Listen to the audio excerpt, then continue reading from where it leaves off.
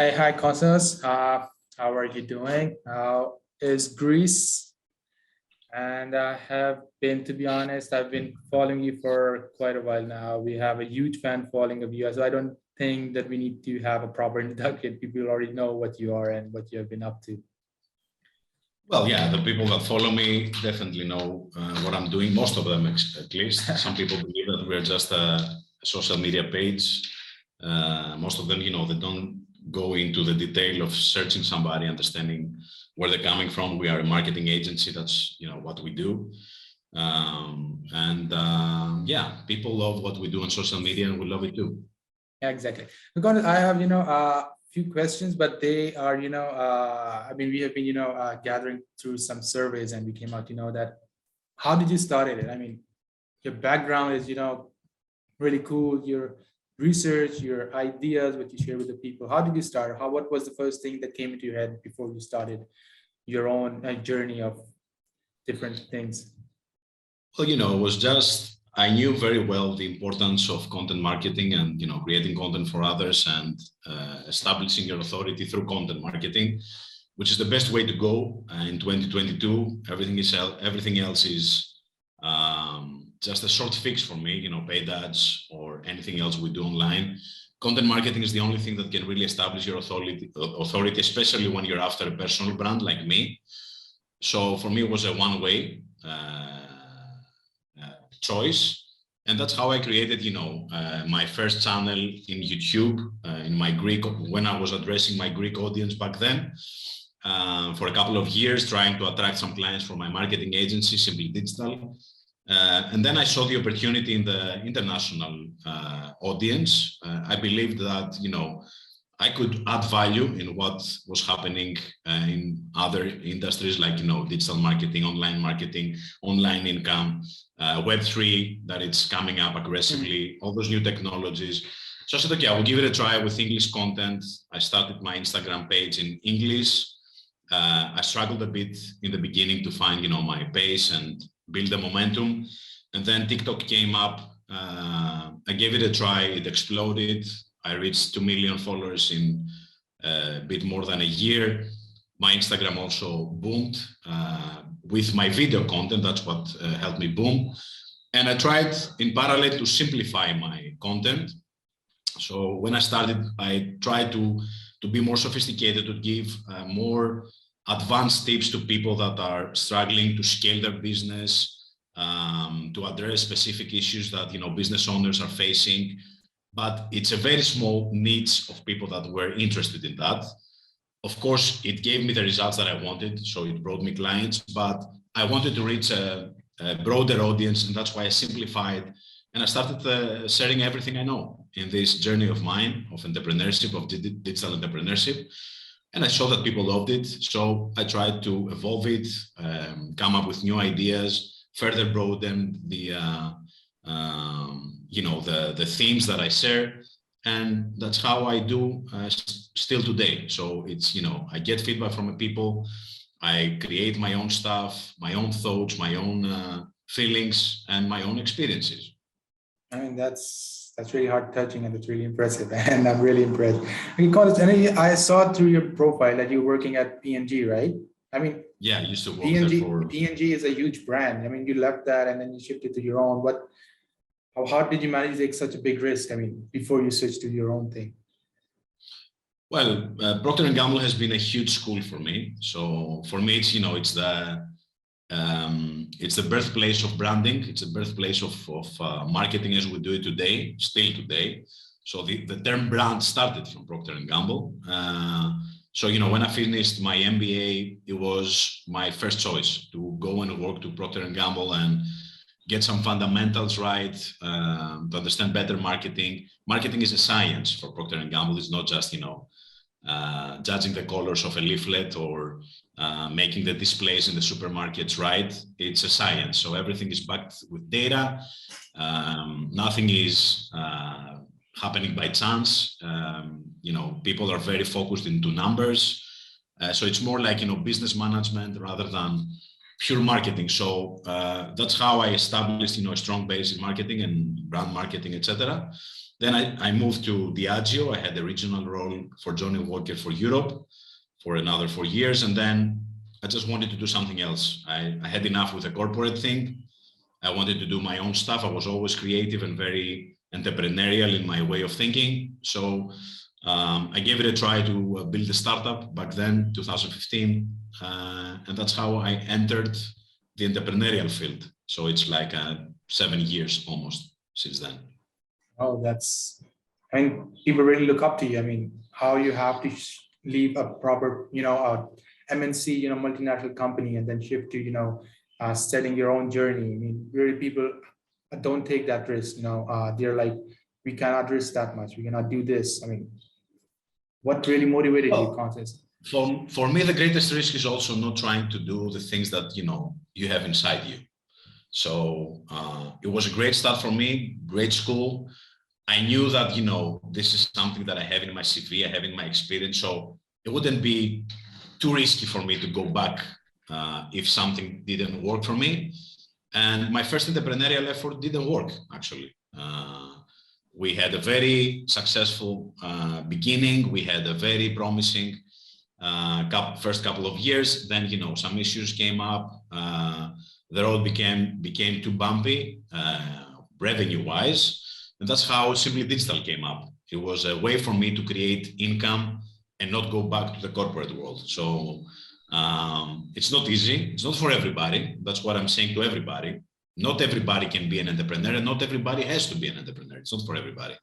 It's a tough thing. It's stressful. You have to reinvent yourself every single day. Nothing is given, but at the same time, it's so exciting. It's the best learning curve for me, for every business professional. And there are no limits to where you can end up, right? So I started with a small marketing agency in Greece. We ended up being, a very big agency right now, and a very powerful brand in the digital space that we're still building up, and that came too fast. So I didn't see that happening. I didn't plan for this at the beginning, but I just followed, the steps of the way as I believe that it was, for me, the right solution. So yeah, as I said before, the riskier thing for me was not, following the path that my gut feeling told me to follow. You're blessed, man. I mean, most people don't even have a gut feeling. I mean, they're just, doing same thing. They're into the rat race, right? They're just doing the same thing again and again. They don't. Okay, so what do you think is required, for a freelancer or anybody, to start up an agency? It's not the way you start. I mean, right today it's 2022. You started back in the days where even social media was not even powerful enough. You had to, create things on your own and you have to market them. So what do you think are the opportunities today in the world that if someone who wants to start, their own agency or want to give their freelancing services, how do you think he can enter into this digital space or in digital business? Well, first of all, they need to have the credentials to do that, because many people believe they have the credentials, but they don't. So me, leaving university, for example, and starting my freelance career wouldn't be that powerful because I didn't have the skills to support a business identity that was saying that, I'm an expert in that and I will help you. So many people don't have the skills in the level that they believe they have in order to start serving others and solving the issues of others and problems of others. That's why I'm telling to people at the beginning, start small, find a niche, find something that you can really add value day one. So for example, when I started my digital marketing agency, the first thing that I did was to focus on branding and consulting businesses, small businesses that didn't have a clue about digital transformation and, creating a small brand or whatever, starting from somewhere.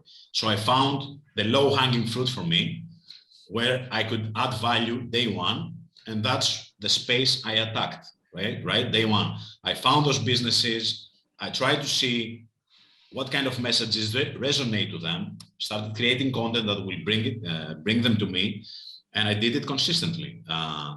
So the first step is to identify what's happening to you. If you have, what I say to people always is that, you need to be at least above average in terms of skills.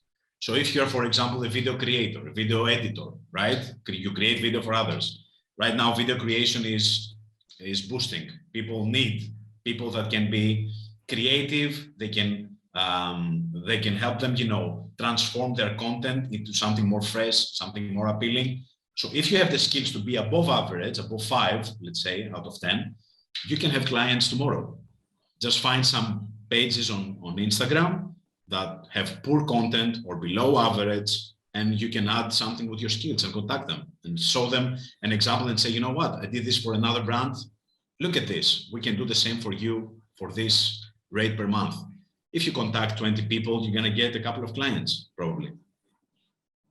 Exactly. I mean, that's very true. I mean, finding, you know, such niches in today's world is quite, you know, it's very, it's one of a skill that everybody requires to have. You know, many people get confused that, you know, which is the right platform to hunt down the potential customers or potential people. I mean, how did you start? I mean, back then Facebook was, you know, there was no TikTok. Instagram was, you know, just working on its real sectors. How did you target specific people, you know, who you could thought that you could sell them on? I mean, how did you find the audience where you could sell your services upon, either on freelancing or as an agency owner?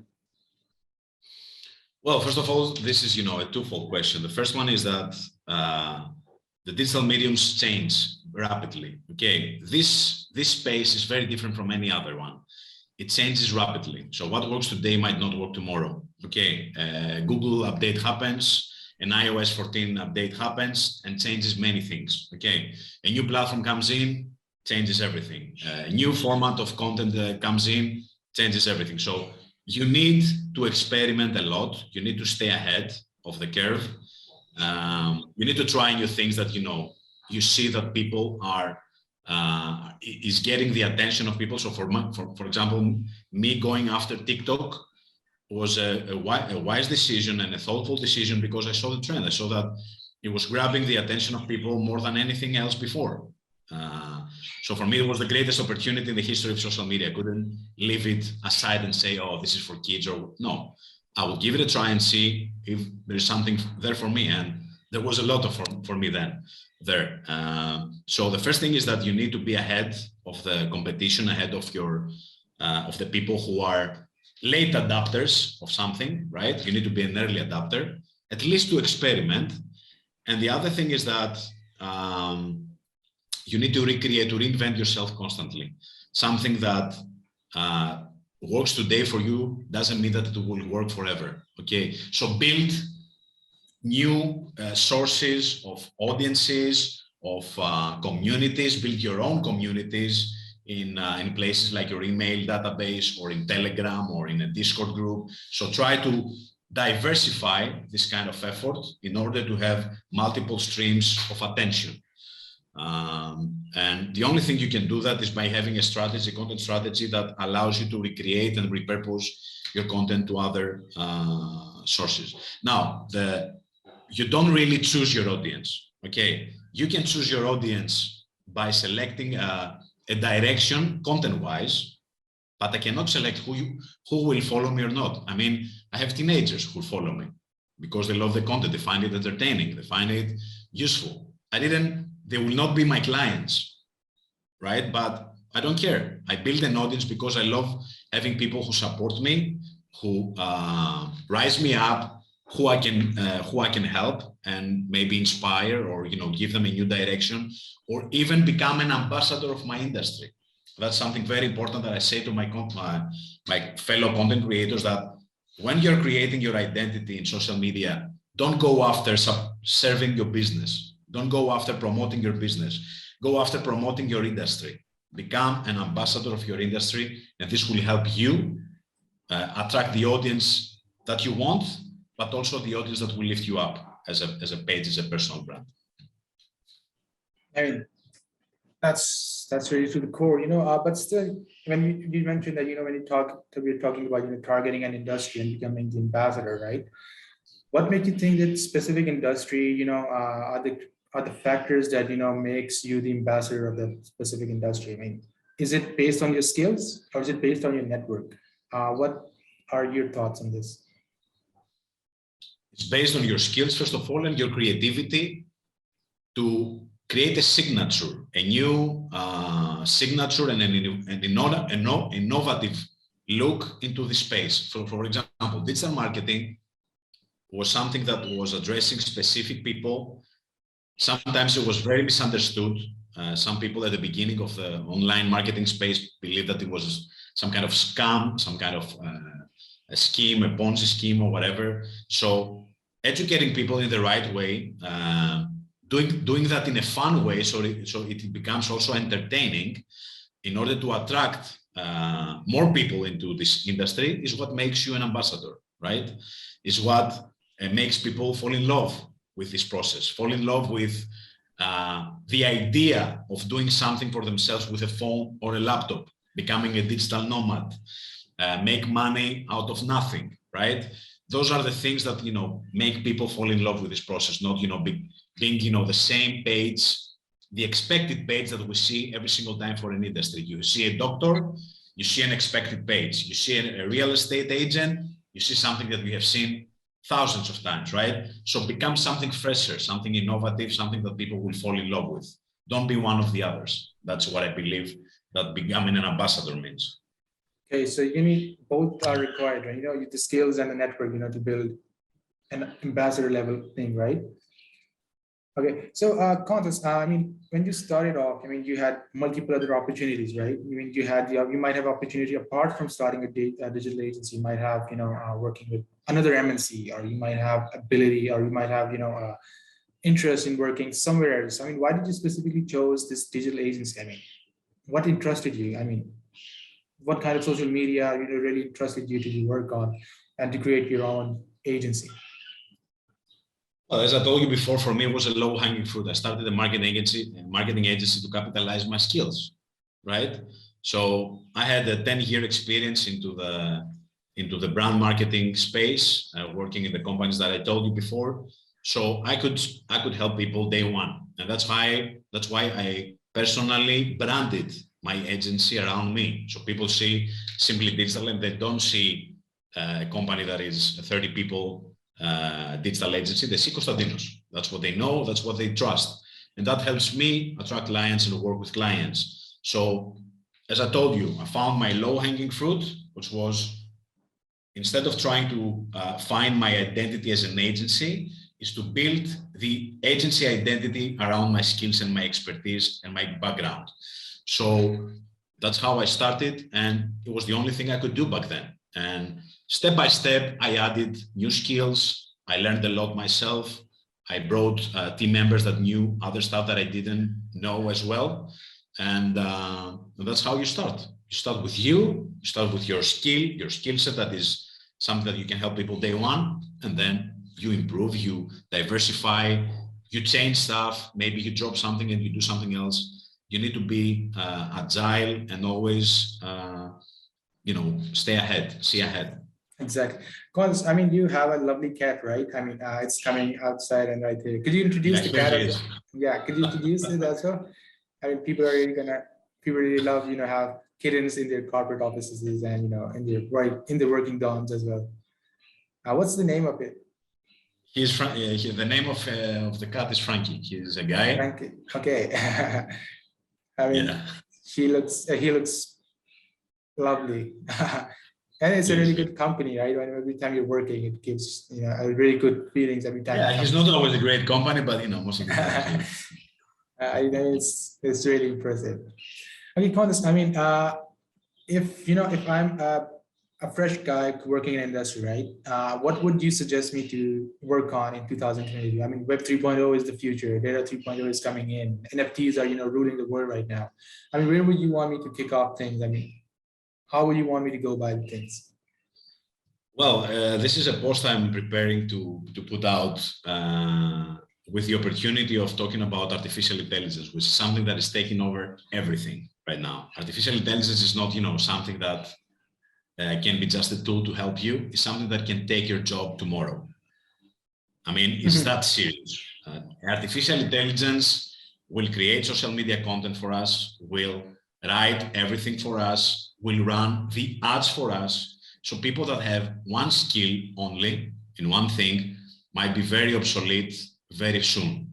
So unless you become diversified, multi-skilled, more strategic as a business person, having the big picture, understanding business strategy in general, I believe you're at risk as a professional, okay? Because, you know, technology will catch up, and people will lose their jobs or become obsolete, as I said. So become more well-rounded as a professional, try new stuff, focus on the strategic part of business and helping businesses in a, you know, in a more holistic way is what I believe will be the number one thing to focus in the future. Okay, so Konstantinos, I mean, just the last thing, this last question, I won't take much of your time. What's the favorite quote that you have, you know, that has always been on your mind? I mean, every time you do something new, it hits your mind, it hits your heart, and you think you have to do this no matter what. You're the best, you're gonna make it happen. What's the one thing that you're gonna advise our viewers on this one? Well, for me, it's, you know, first of all, you need to focus on something that you genuinely love, because people right now are very confused. They follow things without really looking inside to see if that's something that they want to do really, or they're just influenced by other people. And if you're just influenced by other people, it doesn't come from inside you, you will not go far. It has to be something that comes from inside you, from you, okay? Even if you believe that it's something that it's saturated or many people do, doesn't matter. If you love it and you become great in that, you will succeed, because every profession, every industry that you might think is full of people that are below average in skills and consistency. So if you're above that, you will win no matter how saturated the market is. And one of the quotes that I love and I believe that are necessary for entrepreneurs is that you need to be able to go from failure to failure without losing your passion and excitement and momentum. Because, you know, you're gonna face many failures, many obstacles, and your ability to rebound from them and keep going with the same hunger and passion is what will make you succeed in the end. True, that's really deep and really thoughtful of you, Konstantinos. I mean, one more. I mean, just a little appraisal of you, Konstantinos. Thank you so much for, you know, coming and tuning with me, catching us with the show. I mean, I'm a huge fan. We got a huge fan following from Pakistan, from New Zealand. I mean, who are really looking up to you, and they really are excited about the posts that you're adding in, the reels that you post. I mean, everything. I mean, really excited to have you, and really can't wait to, you know, pop this show in front of the audience. Thank you, Konstantinos. I mean, it was an honor for me to have you again. Say hi to Frankie. Praise for you, man. I mean, all the best in just keeping things, sharing your knowledge, telling how you're doing things. I mean, that's what really content creator is. I mean, people, you know, they have grudge, they have hate in it. Sometimes they can't do something on their own. They say that you cannot do it, and that's how things go bad, right? I mean, praises to you, more power to you. I mean, just keep up the thing. I mean, I'm really young in this field. I'm really looking forward to you. You know, you're my mentor who has been, you know, with us, and thank you for guidance and, you know, helping us. I appreciate it. Thank you for the kind words. I appreciate it so much, and thank you for having me here.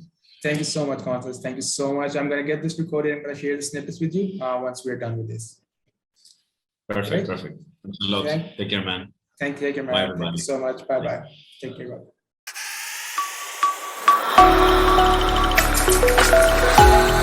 Bye.